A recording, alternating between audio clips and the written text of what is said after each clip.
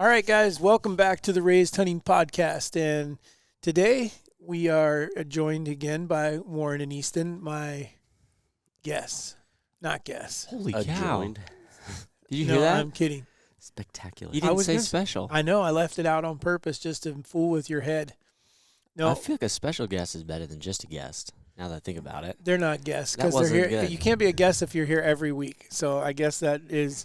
I'm joined by my co-hosts. Man, How's that? Only took you a year to admit that one. Okay. Well, anyhow, I today think I want to be a co-pilot. I thought that's what you were you have going to to be say. able to fly, Yeah, and neither one of you can fly. Look at our headsets. That says differently. I can hardly drive, but I'm sure I can fly.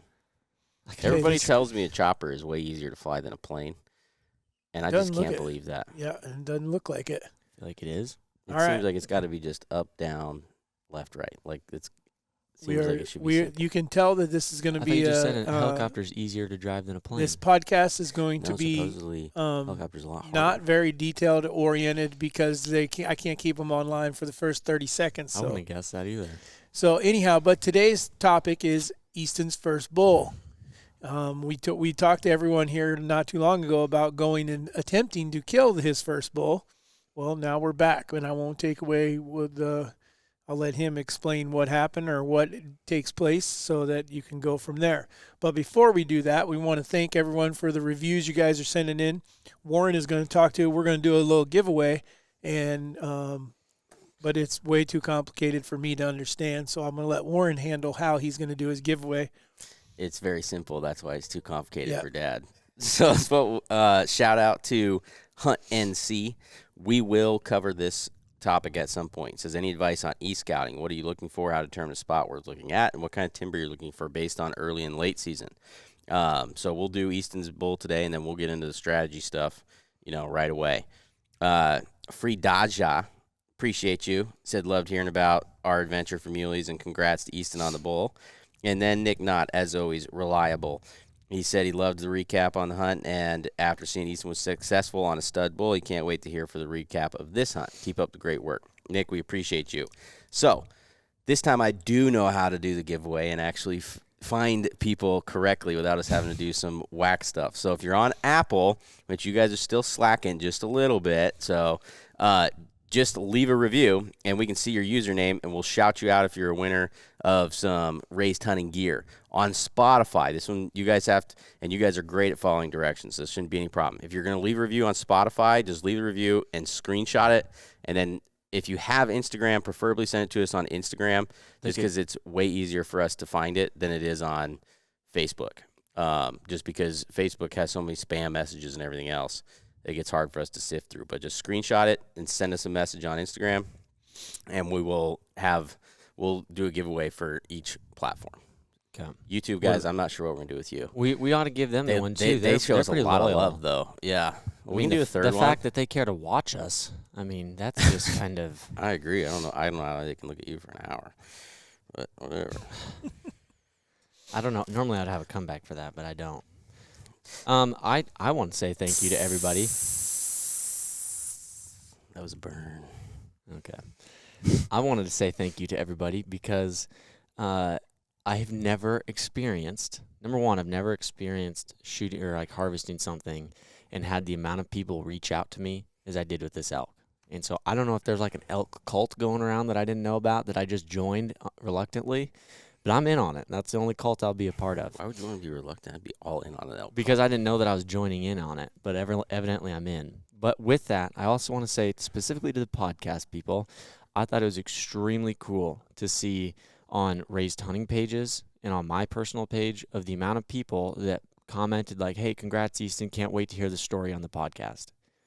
That is, I mean, I don't know how to explain it to you guys because we don't know all you guys personally or like have met you, but that's freaking cool. And I really, really, really, really appreciate that. And I think that's Well, it's kind Most of fun. We people get to kind of take everybody along on our journeys. Yeah, and it's you know? and people actually like to listen to it, and the fact that they let us know that too is I thank you because that is very cool. So, at least in my opinion, it was. Killing an elk is a big deal.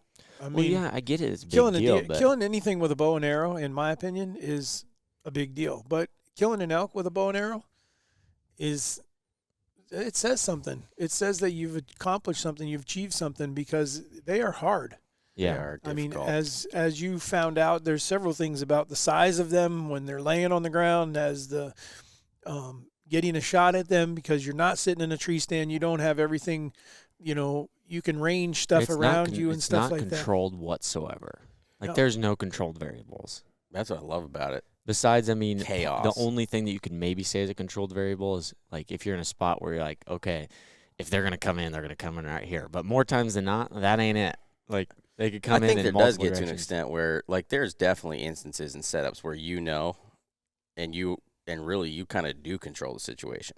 Well, that's kind of how it The was caller like does. with It's a Lake. different experience level, of like there's certain times where Dad will know if he hits a call and a bull bugles, and then he hits another one and he's already covered 80 yards. He's gonna put him where he wants him. Exactly. Yeah. He knows I'm going to be able to get this bull exactly where I need for my shooter to have a good clear shot, and this bull's coming on a line.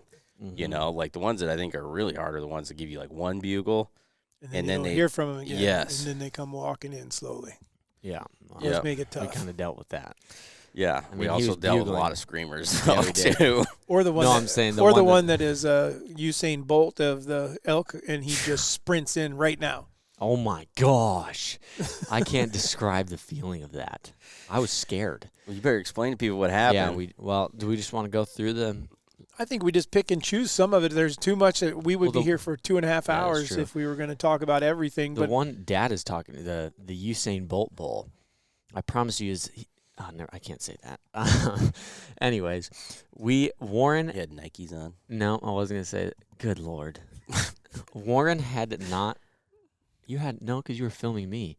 So Warren had been filming me our second day when we went to split up to film some of the Primos boys. So there's another shout out for you guys. The reason we got to do this is because of them. They're pretty freaking awesome for letting us go there. yeah, and it was a hunt lot with of them. fun. So we got to film, which I was extremely excited about, but I was also nervous as crap about because, I mean, never like, and if you're not watching, I'm using air quotations here. I've never professionally filmed like an elk hunt. And the fact that it was for them too, I was super excited about it, but I was kind of like, you don't screw up. Like, Right. you better get this freaking thing. Well, they didn't give me Warren and Dad did not give me a chance to like get warmed up. Warren had not called that trip yet. His first freaking bugle. All of us, well, not me and Dad were just like, whatever, because that's how Warren bugles. But the other guys look at Warren like, dang, what are you, like a T-Rex bull or something when you're freaking bugling? Well, the first bugle he throws out, bull hammers back like immediately, and I don't know. He was a good ways away. I mean, probably 300-400 yards I don't know if maybe. it was 300 or 400, but I mean, a he couple was- hundred yards. He wasn't like right on top of us. Yeah, but we're like, okay, he's a ways away. So we're like, okay, we got a bull. Let's think about like how we could set up right here or whatever. Well, I don't know why we thought. I mean, I get it and I don't. I feel like we probably should have set up before we called again, considering he answered so quickly. So maybe that was a mistake on us. But Warren threw out another bugle, and that bull had covered I don't know how much ground and was screaming now, like absolutely screaming. So now we're all scrambling. These guys are all running back to call. I'm running with Lake. We're going up to get set up, and Lake gets knelt down and everything, and he's ready to go. I'm like, okay, are you good with me right here? He said, yeah. And I hear you guys make one more call, and he screams again, but now I can hear, like, breaking limbs a ways away. I'm like, Lake, I think I can hear that bull, like, walking. And I didn't know at the time how far away he was, but right then I said, hey, right here I can see and this is a bull. I think two bulls came in. I think a second bull came in quietly because me and him both look over and see just this pine tree just going nuts. But, I mean, it's through some thick stuff, so we couldn't really see behind it. So we both were in our heads like, okay, he's like 70 raking a yards. He's tree. right there to the left. Well, when I'm seeing that tree going nuts, I can hear to the right that there's more limbs breaking. I'm like, before I could even say anything, me and Lake both go, oh, right there. And this bull is freaking barreling down the hill. Oh, yeah. Like at full sprint, honestly. Like the video, I was terrified because how fast he was coming in. I could barely get on him quick enough I just couldn't. He freaking ran in, and by the time I get on him, he's still like, I would say trotting or like jogging in. That was like a quarter of how fast he came flying down the mountain in the first place. But literally, I've never seen, and he was a big bull, in my opinion. He was a big bull, yeah. Well, even Brad said he'd never seen one run in that fast. Nor have I.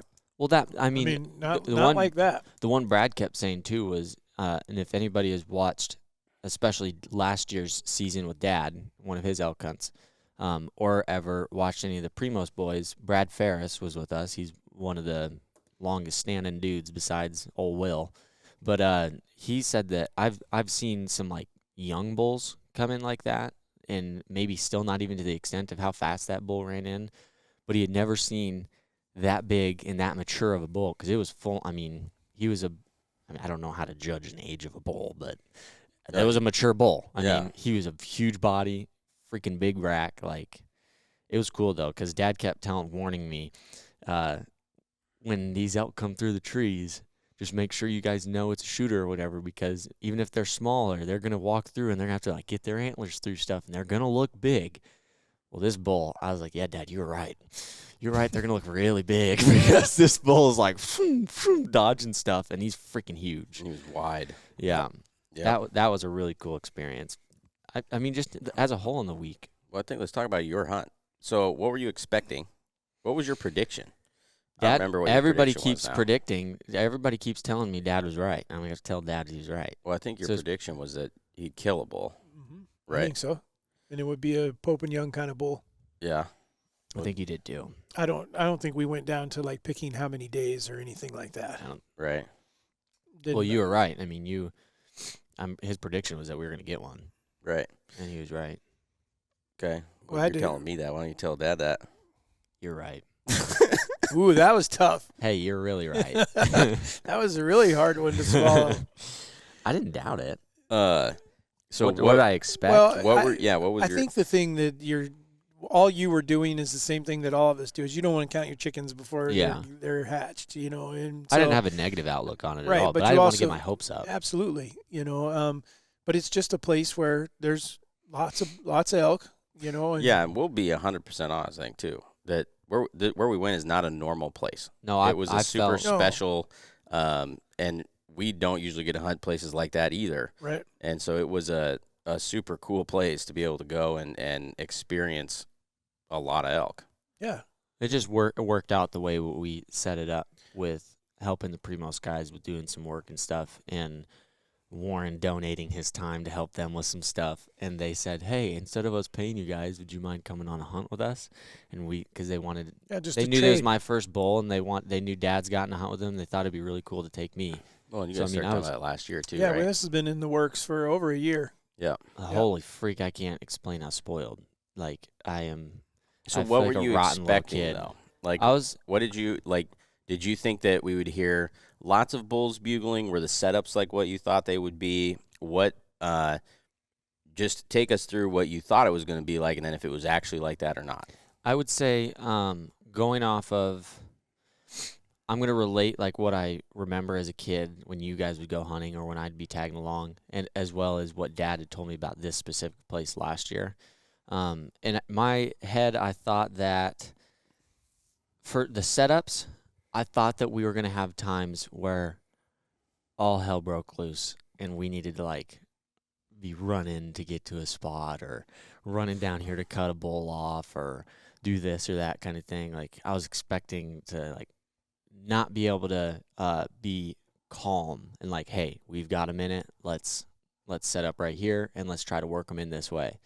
So I didn't think that there was going to be as much of a plan as there was. I mean, I knew there would be a plan obviously around, hey, we're going to work, we think there's bulls in here, we're going to work around this wind, that, whatever.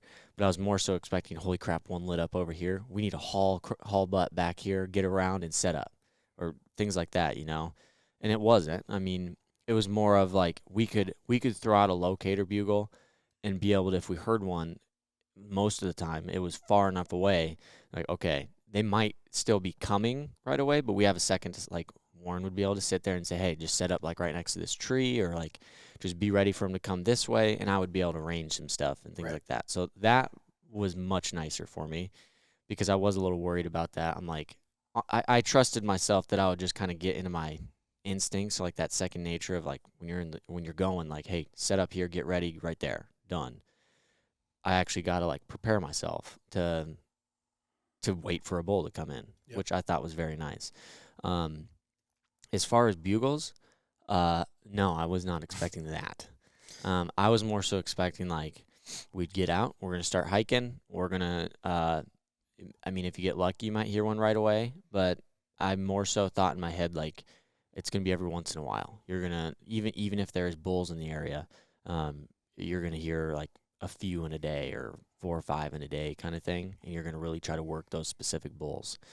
And I think that's where it comes into play of how freaking spoiled I was. I mean, you guys, yeah, you were spoiled too. I was spoiled 100%. It was my first like legitimate elk hunt. It was ridiculous that I got to do that. And don't get me wrong, like I say how spoiled I am and stuff. I'm extremely thankful for it. It was like just the experiences of being with the animal is everything that everybody always talks about. And well, here's the thing that I guess just to clarify to the viewer out there that I've hunted a ton of public land.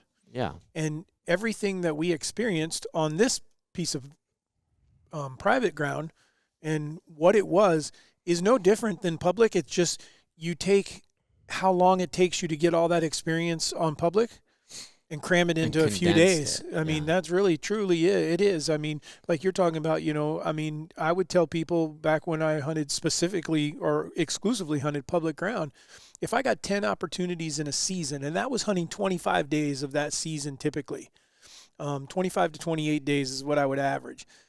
If I got 10 opportunities, I would be able to hopefully capitalize on one. Yeah. And that was the goal. Getting to go to a place like what we just got to, you get that 10 opportunities crammed down into a few days.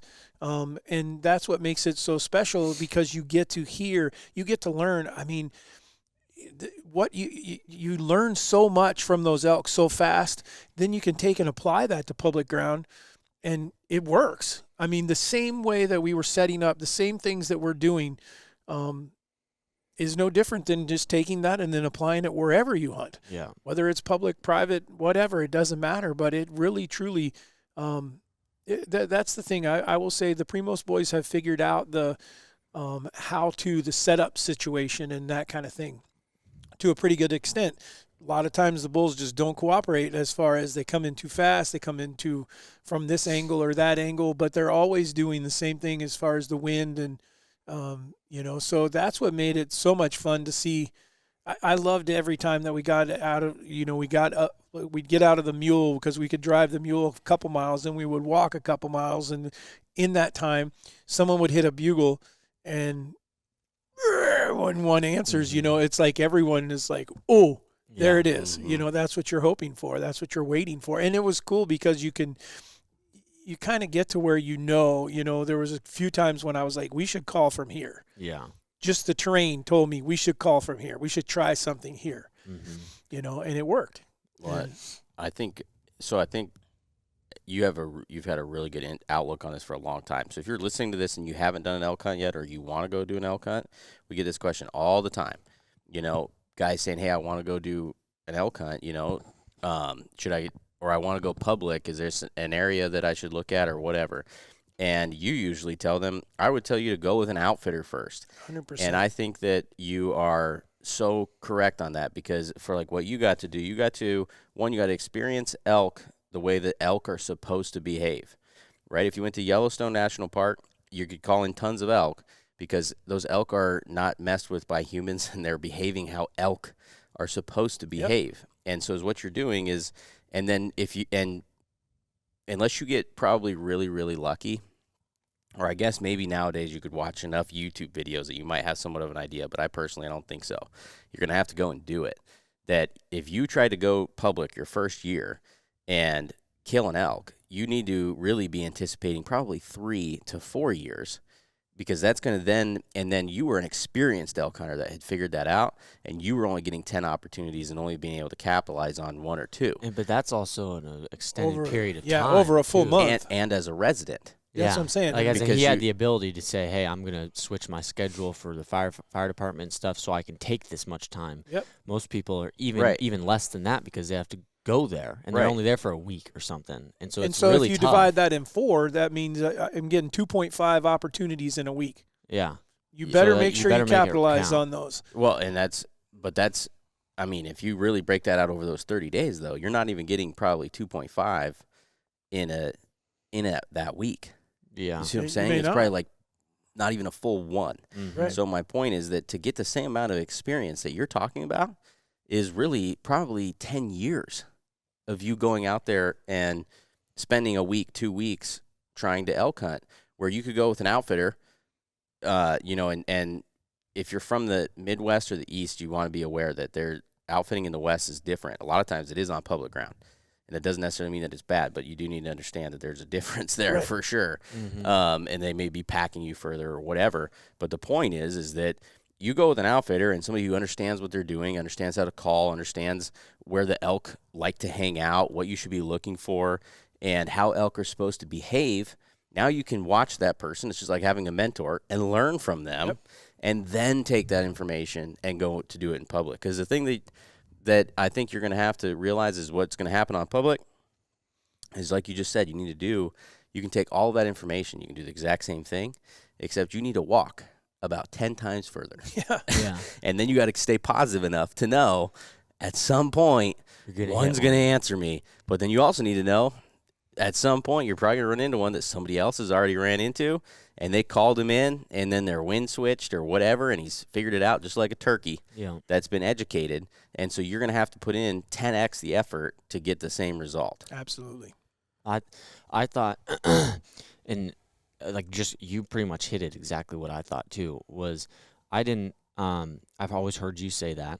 I've heard you suggest that or recommend that to people, and in my head it made sense. Like, hey, go get the most experience you can, then take that learning and implement it somewhere else. Being able to do what you said, like, or going that way, that route, was incredible to me because, realistically, I wouldn't be able to go do that hunt every year. But the fact that I got to do that hunt first was great because when I went there, like, I can't tell you how many times you guys would be able to probably attest to it, how many times I was walking with one of you, asking you questions about elk. And like, okay, this one did that. Why did he do that? Right. Or this one was doing this, and I could hear the difference in it, or I could hear the difference in the bugle and things like that. I thought that it was really cool that I was lucky enough to have like what you're saying, the natural way that they interact, because that's my number one thing for what separates a good hunter from a great hunter is understanding the animal you're hunting. And if you don't understand the animal you're hunting, it's extremely hard to be successful consistently. And what that allowed me to do was see elk, hear you guys call to elk, and understand, okay, they threw out this call because that bull was acting this way, or that bull wasn't super, super fired up. And so that was one of my biggest takeaways, was that I really got to experience how a bull is interacting without pressure, so that now when we do go do a regular, like our normal hunt where there's going to be other people that have hunted them, there's going to be public land, or whatever it is, I can sit there and think, okay, I know that I can hit this a little different way, or this bull is acting a little different, or whatever, instead of trying to learn on that bull, that one opportunity. Because with that situation, I still went at it. I always go at every hunt as in, when I get that opportunity, that's it. I don't have another opportunity. Right. I never bank on having a second chance, so I better make the one count. Granted, there it was nice because I still gave myself that pressure because that's how I operate. I operate better that way. But I felt like we still could have called another bull in if we needed to, if I screwed something up. But I don't want to screw something up on a place where, say, you're in Colorado on your mule deer hunt. Well, if I was elk hunting there, I'm probably only going to get the one opportunity. I want to be able to not screw it up. Yep. And make it count. Well, and two, and I'm sure the glaring question on that, though, is going to be cost, right? People say, well, it's too much money for me. And your argument to that is always, I've thought, really insightful. And basically what you said is you're better off saving up for 2-3 years and going with the outfitter and paying $5, $6, $7 whatever it costs wherever you're going to look at, because you go 3 years on public and you're spending that same amount. You're going to be $600 to $800 into a tag. It's going to be difficult for you to get out there for probably under, especially with fuel right now, $500 to $1,000. That's no food. That's no lodging. Yeah. You're going to have a very difficult time even doing a public land over-the-counter elk hunt anymore for less than probably $3,000. So you're really only talking 2 years of saving up, and now you have an outfit that you go with and hopefully have a better experience. You should think about it. I think the way I view it now is think about it as the like a training course. Yeah, you're buying honestly. a course. You're really buying education, absolutely. Because you're still hunting. You're still hunting a wild animal, but you're picking a higher probability animal that's not pressured to help you understand the behavior of that animal. I think the term I would use is you're buying experience. I was going to say the you're buying outfitter's giving you the but- experience, or the person that you go hunt with. Now, if you're fortunate enough that you got someone that will go hunting with you that does know an area that's public or something and that's hunted it before and has been successful before, maybe you can get away. But when you're trying to just do it on your own, I'm 100% flip what you're thinking, because what ends up happening is many guys want to go DIY year after year. Then they get frustrated. And they're like, now I'm going to go with an outfitter because I'm just tired of doing this. Now they got $10,000-$15,000 in this whole process. Flip that process and start with the outfitter, start with someone who knows what they're doing.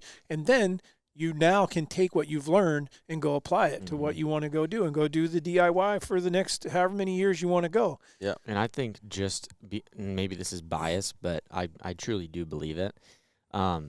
You're either way, like for this situation specifically, you're going on an elk hunt. Either way, you're elk hunting. You're not like, just because you went on a DIY or just because you saved the money to go to an outfitter, you're still elk hunting. You're still getting to do that elk hunt. So you shouldn't be, I would say, and maybe this is me putting words in people's mouths, I think people probably feel ashamed with how the public, private arguments and everything there is right now in the past couple of years of hunting would be like, oh, I'm kind of scared to go on a outfitted hunt or go to this ranch, because people are gonna be like, oh, you didn't kill it private, you didn't earn it, you didn't do that, you didn't do this.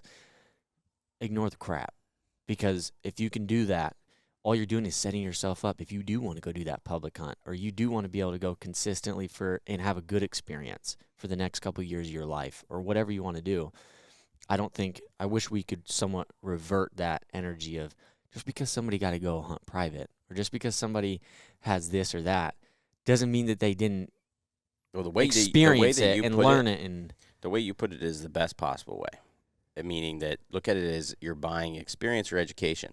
What other thing on earth does anybody degrade you for paying for education? If any of you have a college degree, then you're a hypocrite right now. Yeah. If you're saying that, because why didn't you just go learn yourself. algebra on your own and go, or I guess in probably calculus in college or whatever. Yeah. Why didn't you go and do all those things on your own? Why does your job train you to do things? Why don't you go do any of that on your own? Because you're saying it makes more sense to pay for experience and pay for knowledge and get that experience than to try to headstrong all of it. It's the same reason that I take courses on stuff all the time, so that I can try to learn something else that somebody else has already had to do the hard work. Yeah. Yes. Yeah. And It's I can just learn giving from yourself them. a Head start. Absolutely. Because you're learning from what they've already experienced of their mistakes, which is like what our podcast is about. Like you guys listening to this, a lot of this we'll try stupid things. Well, because we have the chance to experience them and say, hey, don't try this. This is really dumb. Or do try this. You don't have to take the time to do it. Now you're taking our experience and using it yourself. If you just look at us with deer in the Midwest, if you look at the progression of our knowledge from when we first moved here to what we know now, it's insane how far we've come. There was never a time, at least not to all of us, I think would have probably told you right when we first moved here that November, that the rut was just going to be your best chance of killing a big deer. Or for us, it was, right? Mm-hmm. And it was, because we didn't know where to go set up. We didn't know how to be utilizing scrapes. We didn't know how to be using rubs. We didn't, basically, to us, late October was where are the bucks? And then it's like, oh, hey, they're starting to rut, and then, hey, here's some bucks. Not, oh, man, if you could find that deer in the end of October, you can go kill him. Yeah. You know? So I think it's just a lot of information that you can bypass that is going to be really, you're putting yourself in the most difficult. How many people would you say that have never started hunting, or they have a base knowledge of hunting? They've been an elk hunter all their life, and then you're going to tell them, hey, go try and kill a whitetail on public, in over the counter where there's anybody from any state could be hunting there, and learn about deer. You're putting them in the most difficult situation. Yeah. Yep. I agree. Anyways, Well, I think we all kind of got on a little rant there. Yeah, I think But let's get to the day the hunt. the day that you actually killed and talk about. And I think we kind of progressed through that day and what happened. From the first elk that we saw, that we thought we might get a shot at this one. Yeah, well, I mean that's gonna make us sound terrible. Our first drive in, I was just shocked because the way that's laid out. If you've ever been, I don't know how to just. I'd never been to New Mexico, so I didn't really know what to expect. But like we had some mountains. Well, I say mountains. They're considered mountains, but they're small. It's not really like steep compared to the Rockies, Colorado. Yeah. Yeah, the Rockies, and now we were hunting at 8,000 feet. Yeah, we were way up there, but it's not like it was. Wussies. Yeah. Coming from the guy 13,000 that feet. was just in Colorado hunting 10 to Let's 15,000. add 4,800 feet or so. One of the cool things I saw. Oh my goodness. That's what it was. One of the cool things I saw, but also was interested in me, is when you're there, you have like your mountains and your like where the trees are in some places, and then like where we actually ended up hunting was an old volcano, which is really freaking cool. But there's also vast prairies, and there's elk which I found so cool because historically elk are prairie animals. That's where they were from. That's where they lived, and we've pushed them into the mountains and things like that. And there was herds of elk. They're like way out. Like you can just barely see them with your binoculars, and they live out there. So I thought that was, even though we didn't get close to them or even hunt them or anything, I thought it was just cool to see them in their natural state. Absolutely. But so as we're driving in, it was an awful drive because, good Lord, I can't believe It's a Dad. volcano. Well, yeah, and so it's lava rock everywhere. I don't know how your truck did not have anything wrong with it by the time we came back. Just go slow. Oh my goodness. But anyways, on our drive in, we saw a bull going into where we were going to be hunting. And I mean, to me, it had antlers. It was a good bull. And Warren said, no, that's like actually a really good bull. That could be a shooter. I'm like, yeah, it looks like a shooter to me too. Heck yeah. So I'm pumped. And so when we get around where we end up going, in my head, I was kind of like trying to draw a map. But when you're on a new place and when it's that big, it's kind of hard to Put two and two together. yeah, I guess figure out. connect where, I mean, it took me a day or two to really figure out like how everything was laying out. And I thought in my head, like, that bull was kind of going right towards where we drove the truck to. And so in my head, it kind of did, I was like, this is interesting. Well, when we get out of the truck and everything, we're listening, we're getting all our stuff together, and we hear a bugle, and that would be the first bugle I'd heard with camo on, like. It was actually on our Instagram story, if you guys saw that. Yeah. I caught it. Yeah. Yeah, we had just gotten out of the truck, and the wind was blowing pretty hard that day. So Yeah. I don't think that bull, because he was fairly close, a couple hundred yards, it sounded like, when, and he bugles right when, and Warren is actually doing an Instagram story before we leave. We're just telling everyone, hey, we're just getting started, and here there's a bull bugling right there. And I mean, that's when I told everybody, I'm like, that's right there is when it set in. Warren, like, everybody kept asking, you excited? You excited? I'm like, yeah, I'm excited, but I'm like really nervous. Well, the moment I heard that first bull, I looked at Warren, I was like, oh boy, we're in it now. Let's go. I was so giddy. But he bugled, and so like now I'm like rushing to get all my stuff, like, hurry up. I want to be close to this bull. And we'll take our first like 10 or 15 steps, and he bugles again.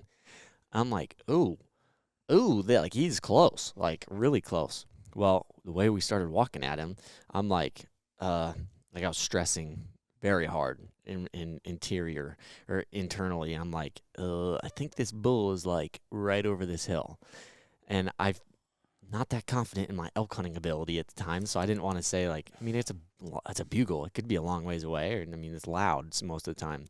But I was telling Brad, I said, Brad, I think that bull's like, we're right over this hill as we're walking. Right when I get done telling him that, I grab his arm. I was like, don't move. And then I looked back at Dad. I said, don't move, stop walking. I'm like tweaking because I'm seeing my first elk or first bull while I'm hunting. And he was at like 60 yards just standing there looking at us. Totally screwed it up. Totally, 100%. We should not have walked over that freaking hill. Well, I think, too, that we didn't know at that time that Brad couldn't hear that well. Yeah, he had told us later yeah.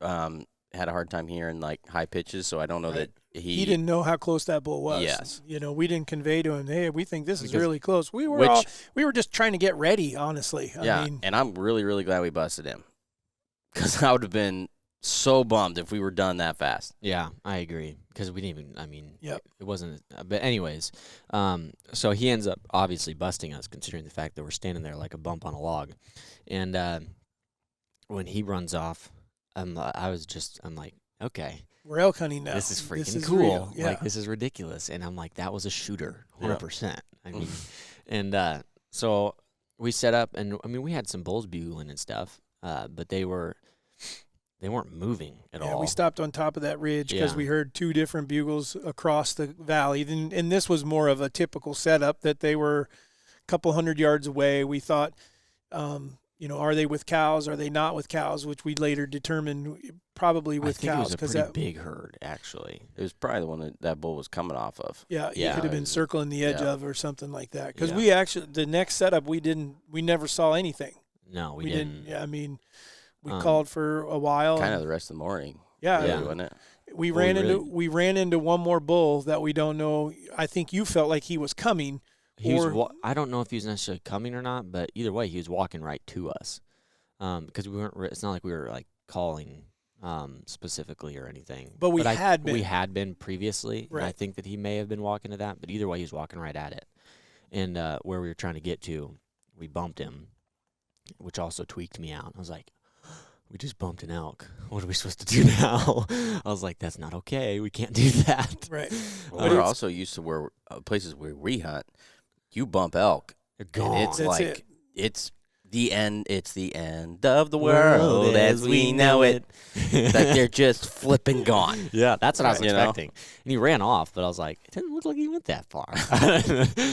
But we got sat down for lunch, and we didn't. I mean, those are we heard those bugles in the morning. And Yeah, and then the didn't hear anything next till, several like- hours was yeah, hiking was walking around. that was it. Walking on a old volcano. Yeah, which was sides of freaking it. cool.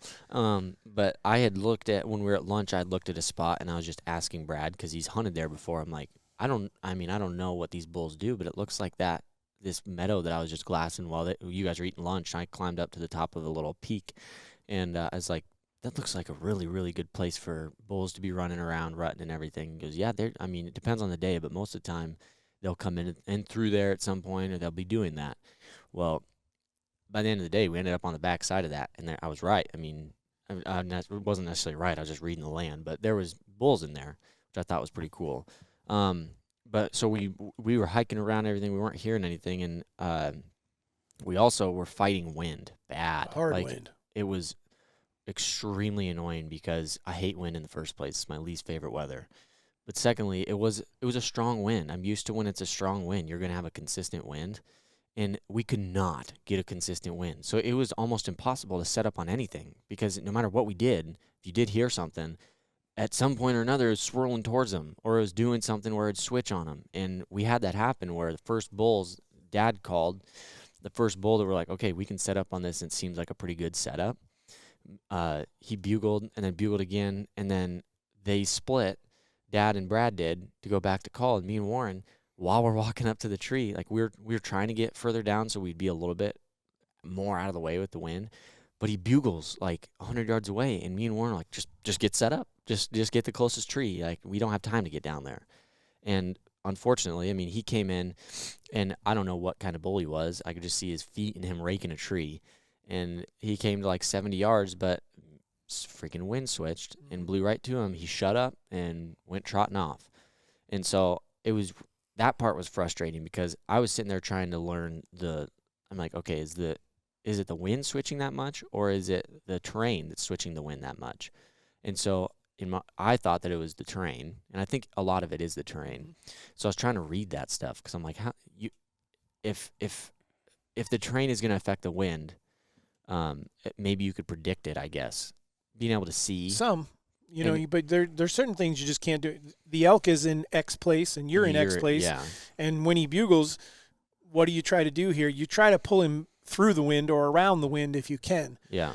Sometimes you just got to go with what you can go with. Now, there are times when I would say you just don't bother. Yeah. You know, the wind is not going to work here, and all you're going to do is educate this elk. Yeah. I think that's pretty much a theme of elk hunting, though, is the wind. The wind. But that's like when I told you guys on Colorado, I wish I could call Dad when we were stalking that deer. Because you could read that. Because I know.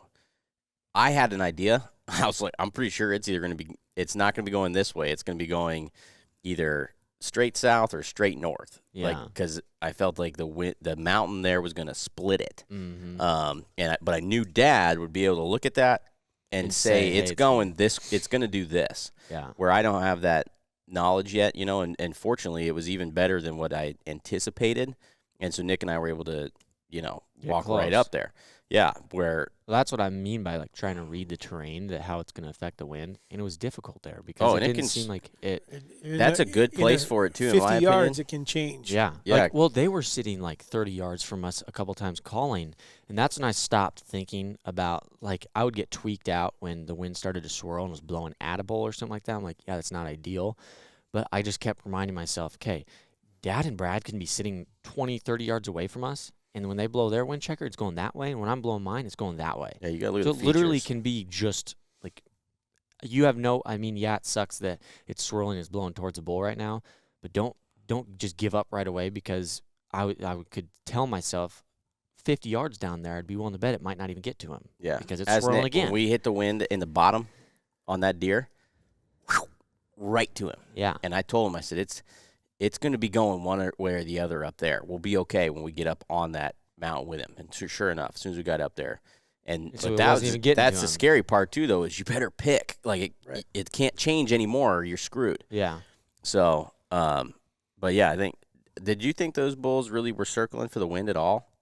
I felt like most of them just pretty much came on a line. I thought the first day they were. Some of them were like the one that we opened talking about with Lake. That bull didn't. He didn't check no wind. He was just barreling. That bull. Nothing was computing except he was horny. And, but then when you get to the one where Easton actually gets his shot, the wind was in my face the entire time, and we were on top of a ridge. So anytime you get to the top of the ridge, you're going to get a true wind. It's when you come off the edges that it starts to do different things, and that depends on if the wind's coming out of the west, let's say, and it's hitting a mountain that runs north and south, you're going to get an east and west wind, off of that. I mean, so there's different things, but I would tell that's probably the number one tip you could give an elk hunter is if you can be great with your calls, you can be great with your GPS or using OnX and how to get in and do all this stuff.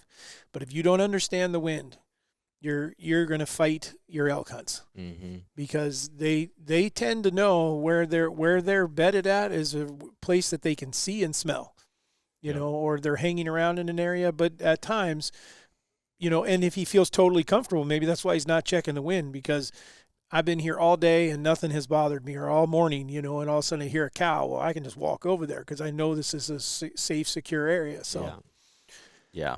Like, but shortly after the first set or that setup where you're talking about that the bull came in, you saw his feet and his legs or whatever. Then we get to the one where we actually could see a bull. We walked up on a bull, a little dinky bull. And when I say a dinky bull, I'm saying like in use a spike basically. Yeah, I got a whole bunch of those dinky bulls at my house because when you hunt public land, where I did, a bull is a bull. I'm shooting that bull. This was a little different situation. So, but I mean, and when I still like had to make sure it wasn't a shooter, right? I said, I'm not shooting that, right, Warren? He goes, no. He's like a 3x3 or 3x. He's a little bigger. He than looked like my last Montana bull. Yeah, that's what he looked like. Yeah, Warren's like, no, you're not. I was like, okay, I guess I'll just sit here. But they did call him in. Yeah, but he came, but he gets to 60, 80 yards or whatever. Hits the brakes because the wind is just not doing what, and that's kind of what forced us to go back to the top of the ridge, is we could not get the wind in our favor. Yeah. I mean, from where we were, so you just have to start hiking again until you can get the wind in your favor. Yeah, which I think, and it seems too, like we had some setups where I think it would have been so hard for those elk to get the wind that I don't know that they even would try, or otherwise they'd have to go because of what they had to walk through. Way around. Like the wind was so good in our favor that they'd have to do a massive loop if they were going to come in, which I would think. Have you ever seen that on public where you feel like they didn't come in just because they knew they couldn't get the wind in their favor at all? You never know whether I can't. can't text an elk and say, okay, Yeah. are you doing this? But yeah, there were times when I felt like that this bull is locked up because he can't get everything in his favor. He's been through this before. Well, I remember when we were guiding, that was one thing you pounded in my head, that you need to be looking at that wind, and if it's quartering at all, you need to be, as the caller, you need to be adjusting for that, so that, because every single time, or the other one was if he could get height on us and look down, that I needed to be taking those things into consideration for my hunter. And I remember, and those two things you were always adamant on me about, that this stuff is more important than your calls, because Absolutely. you have to get them to that point and then be able to have them set up to actually get a shot. So you need to, and there, it didn't seem as though that was as much. The other one I would wonder is if in areas where there's more predators, grizzlies, lions, stuff that actually kills elk, if they would be a little bit more concerned about having that wind all the time, just because they're they always are on edge. Yeah, well, they know they're always being hunted. Right. Like there's really not those. They had mountain lions, but not Yeah, enough to. Yeah, not enough mountain lions that I would think that. Well, I mean, maybe there's a bunch, but mountain lions aren't killing enough big bull elk that I think that an elk is walking around like, oh shit, there's a lion somewhere. Yeah. Well, we had that little bull, and then when you guys decided we need to get higher again, we started moving up to get our wind in our favor. And the first kind of, I would say, it was the first bull that I kind of got to experience, like watching him do something. Like when we were calling to him, or when we were trying to get him in, was the bull that you filmed that was raking the tree for so long. Yeah, it was a crappy setup, because how he was just on the edge of a meadow, and how we had to set up on him was really difficult. But that was the first one that I got to see, like, or that was the first one that I learned a lot on, because I asked Dad later, I'm like, that bull was only like 120 yards away.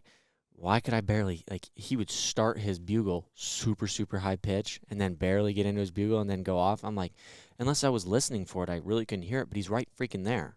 And so that's when I learned that they can actually control their tone. Yep. I thought that they were kind of like set, like, that's your bugle, you know, like you're going to bugle or you're not. And that's when I started learning, okay, some of these bulls, you can tell when they're bugling, they're closer, but they're just not bugling very loud, or they're a long ways away and they're just full on bugled.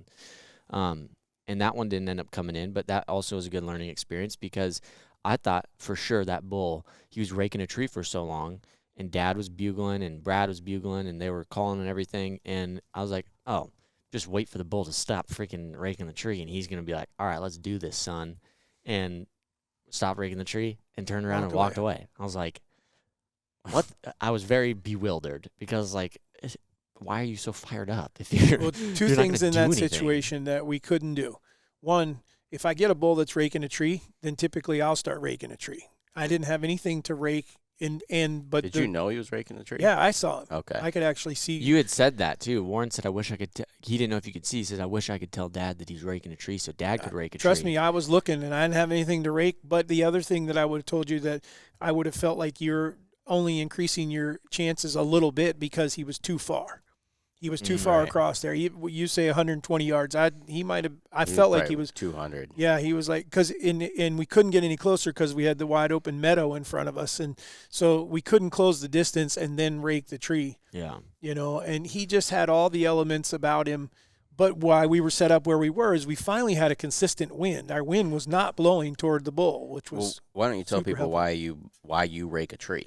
Well, what happens is when these bulls decide they're going to rake a tree, they're displaying their dominance. They're trying to tell other elk, hey, I own this spot, or I'm really worked up. If I can get one of them to start and then I come in and I start raking a tree, that I'm willing to challenge you. Now we've got a whole new conversation going on, as opposed to if I start it, then I don't get the response that I get out of when they started and then I answer because then you're banking on they want to challenge. Yes, and or a lot you're going to scare them off. And that's what you got, like a 50-50 chance if you start raking a tree that they just walk. So basically, it's stages of fighting. Yeah, and reading the elk. So I love raking trees when they start. When one starts and then I get an opportunity, but you got to be close enough that they can tell what's going on. You got to be, have the wind right, because a lot of times they won't just break and run in. They'll walk in, and in this particular case, this bull just walked away. And a couple things, I just felt like we weren't quite close enough. We weren't in his zone. And there was other bulls. We heard another elk bugle. Later on, we figure out that it's a bigger bull. That could have been another one of the things that he was like, I'm not going to go over. I don't want to take a chance of getting my butt kicked again. You know, Yeah. so. Well, that one, we had that, and then when we worked up, we kept going up because we still hadn't gotten to the place we were trying to get our wind in our favor again. And when we got up there, the bull you're talking about that we could hear bugled again, and so we kind of got a little bit of a line on him. And so we get to the first part, and to be honest with you, we didn't really think it through. We were kind of like, yeah, this looks good. Let's set up here. And so me and Warren's... Well, it kind of sucked at first. You remember how thick it was when they first answered, and we were... Well, there's a few bulls that bugled. There was two, at least two. Yeah. Yeah, but then once we were like, yeah, this looks good to set up, find a spot. Because I thought that was kind of funny because Brad walked out there. He was like, yeah, this looks pretty good. Go over there somewhere. I was like, yeah, all right, I'll just figure it out. And so, but we set up, and we had the two bugling. One, so if you're envisioning where we're at, we're set up. Dad and Brad are behind us, and then to our left, we have one bugling a decent ways away, and then the one that had bugled before was down to our right. And right then, I'm like, in my head, I'm like, wow, this is freaking insane. We've got a bull bugling right here and a bull bugling right here. This is, like, really cool. Well, about that time, I heard another bugle over to the right. I'm like, okay, wait. Now what? Because now I've got a bull to the left in front of me and to the right. I can't see any of them. I can just hear them.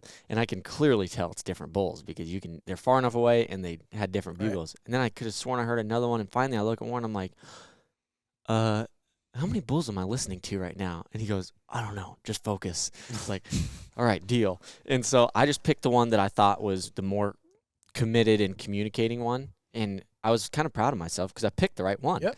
And I said, okay, this one seems like he's answering the calls the most and seems like he kind of seems like closing the distance. Yeah, he's moving. So I faced that way. And then finally I said, Warren, I think I can hear some limbs and stuff snapping. And I started to really tone into that because, like, yeah, with whitetail hunting and stuff, you might hear a limb break here and there, but there's plenty of things that could be doing that. More times than not, when you're hearing some of those limbs out there, it's a freaking elk doing something, whether he's walking through some stuff or he's raking a tree.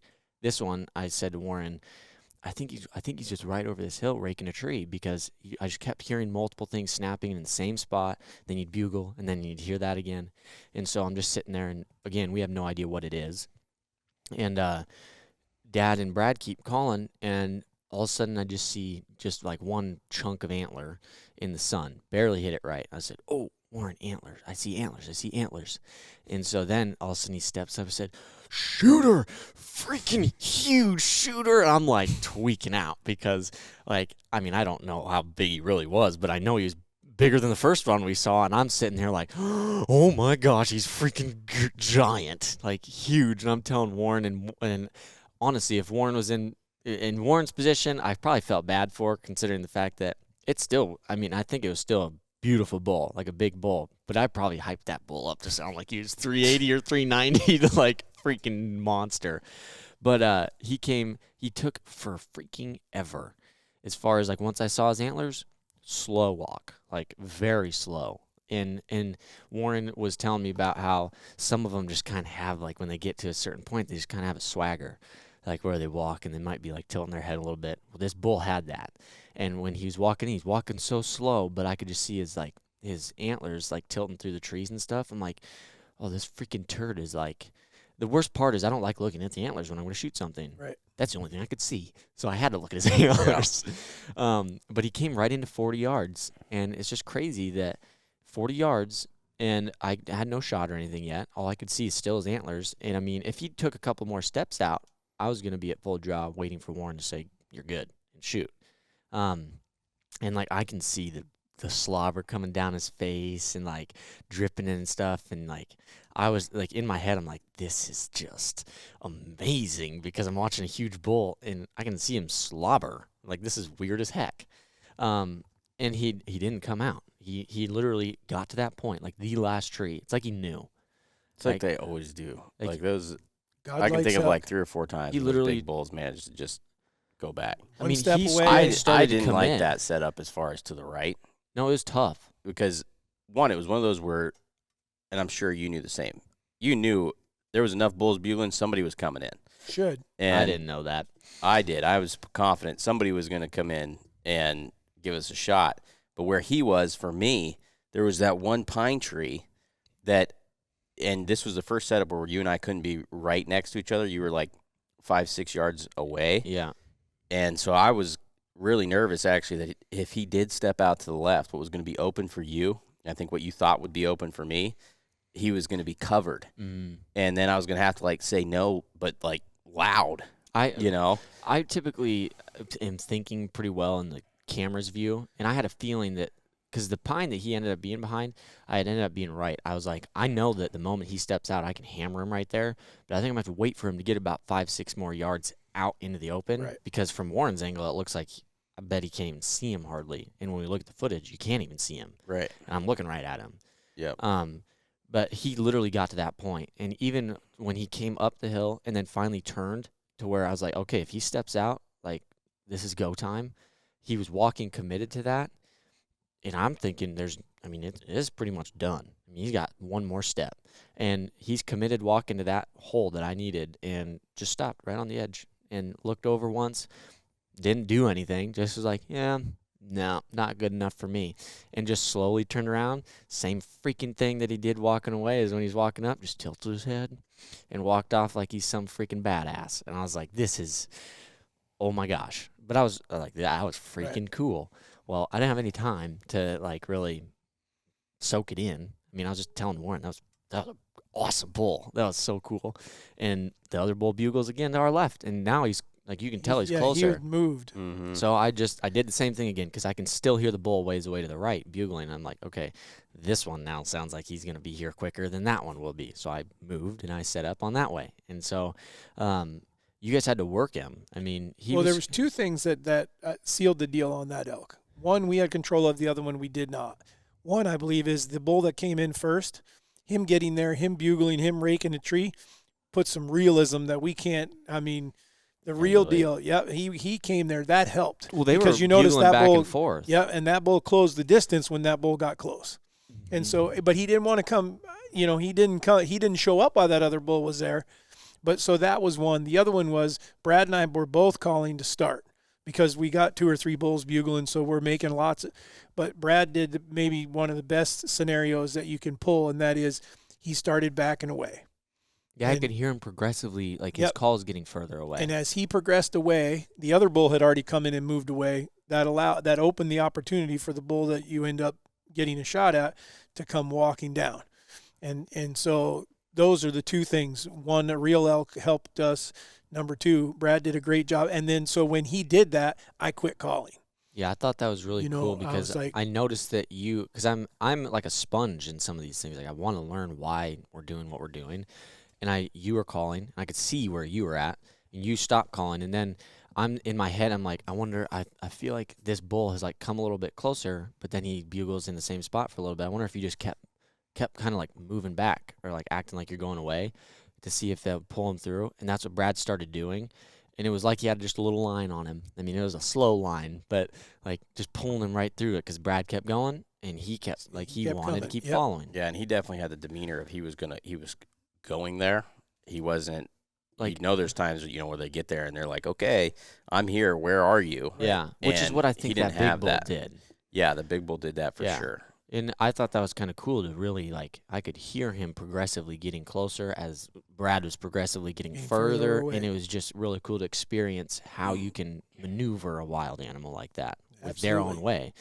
But when he finally, I could see one trail from the direction he was in, and I could see, like, it sounds like he's going to walk on that trail, and if he does, I'm like, man, he would really have to try to not get shot here, because if he gets on that trail, he's either got to come through to where I can shoot him to get away, or he's going to have to, like, try to back up and then turn around and go back out. I'm like, that just doesn't seem like something that's going to happen. Well, the next minute or two, I see feet.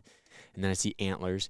And me, I don't know why I even said it. I looked and I said, shooter, shooter. I just saw a tine. So I didn't know if it was really shooter. Because then you hear me on the video, like, while he stops right there and he's bugling, and then he starts raking a tree. And then I look at Warren and said, wait, is he a shooter? Like, can I shoot him? Can I shoot him? Because I didn't know. And I was like, I should probably check that before I get, like, all prepped to, because, like, this is going to happen quick. And Warren said, yeah, he's a shooter. He's a shooter for sure. And he comes down, and where he comes down on that trail, like I thought, I had ranged where he turned, and he was at 37. And I knew the tree in front of him was right around 30. But where he was at 37, Dad, like where I'm looking at him, Christo, you're on my cord, Bubba. Where I'm looking at him, he's coming parallel to me and Warren, but directly going towards Dad. And so the trail he was on, I'm like, I didn't want to shoot him at 37. Comfortable to 40, obviously, but I was like, well, I'd like him to be closer. But I've got my bow up and about to draw, because if he keeps going on that trail, I've got like one or two more steps until he's behind a bush, and then I'm not going to have another chance, and then he's going to just wind us or bust us. And so I'm like, okay, you better be ready to make this happen quick. Well, right when I literally started to put the first bit of pressure on my bow to draw, he turns right at us. I was like, oh, no way. And so I just held my bow real tight, and I'm like, I mean, if he's going to milk it, I'm letting him milk it. And honestly, I thought that when he started walking at me and I saw that he was going to turn right, I was like, I'm going to have to draw like while this bull's somewhat looking in the direction. I'm like, I'm comfortable enough. I know I can draw slow enough that he's not going to know. Or hopefully if he does, I'm going to be able to get an arrow off anyways. And so I started to draw, and then I was like, oh, he's turning even more. And I kept waiting. And then I was like, if he keeps turning like that, I'm going to have a tree.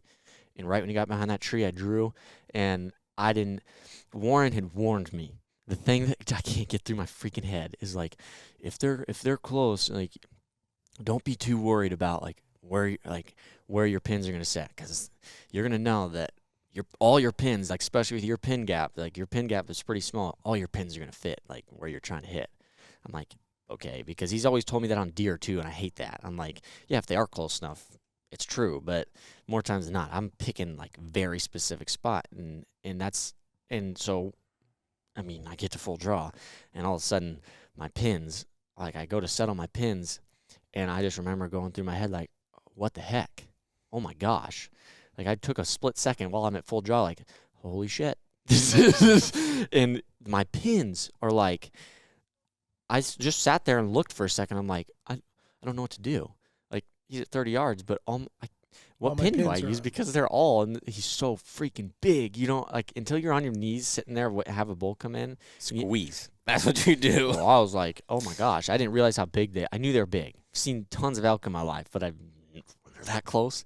It's like I felt like I was looking up at them. Granted, I wasn't, but I told myself, okay, I guess they're all there. Squeeze, and I made myself wait for a second, and then I just remember, I was like, well, bam, I was like, dude, you've been practicing this for so long, and you've been doing so much better with your target panic and like squeezing the trigger, and I just freaking wound up because I was like, holy crap, he's right.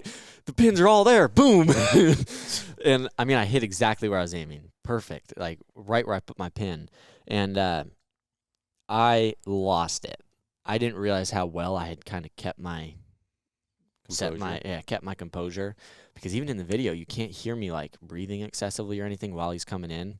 And I get in that mode. I told Warren, don't try to coach me here. Like, I'm trying to listen to everything you guys are telling me, but like if we got one coming in, just don't say anything to me besides shooter, because I need to get in the zone and just wipe everything out, because otherwise I'm not gonna do this. And I shot, and he goes running off. I'm like, oh my gosh, it freaking was exactly where I wanted it.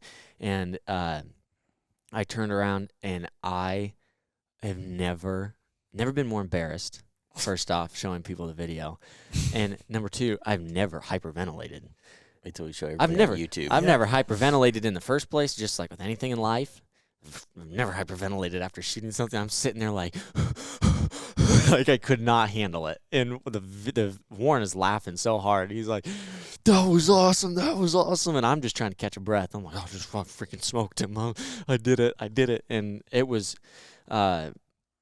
surreal. I mean, everything we thought, or everything that I thought it was going to be, was that and more. Like, everything you can try to describe of it is like normally if I keep my composure and I shoot a deer, or even if, like my biggest buck, I just remember just focus on the area that I'm shooting in. I shot him, and then after I shot him, I'm shaking. I'm like, oh my gosh, that was freaking awesome. Totally different, like freak out mode.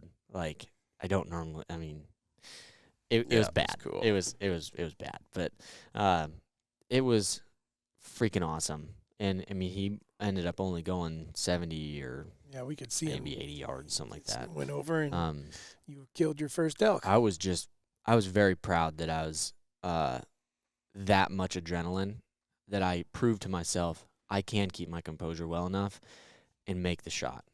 Because I was worried that, okay, maybe, I mean, it's an elk. This one has potential to rattle me, especially my first one ever. Like, I don't know what that feeling is going to be.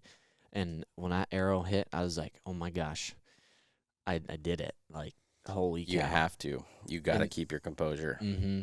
That was, I mean. But that comes with experience. And it does. To be able to do but that. I will say, like, after that, I feel like going to shoot, like, I'm still going to be nervous and adrenaline flowing for a big buck and stuff, but I feel like that almost is going to help. It's like compensating, like when I'm shooting 80 yards so that I feel better at 40. Like I practice at 80 yards, but then I know I'm only going to shoot 40. It makes me a better shot at 40. I feel like hunting an elk gave me an even, like, just a massive adrenaline rush that now I could control it. I was like, now it's going to be a smaller one. I can really control it for a deer. And like, so I think it's going to actually make me a better hunter in general, because it was such a high caliber high to be able to control, if that makes any sense. And I mean, that was one of the first things I thought, like, okay, like you just did that. I think like that's going to help me in the long run so much. Yep. Mm-hmm. But no, I mean, we could sit here for a long. I mean, I had a bullet 2 yards. Videos. Bullet 2 yards. Yeah, I can't wait to show people that. I never thought that I would ever have an animal that. I mean, not an animal like, but a bull elk screaming that close.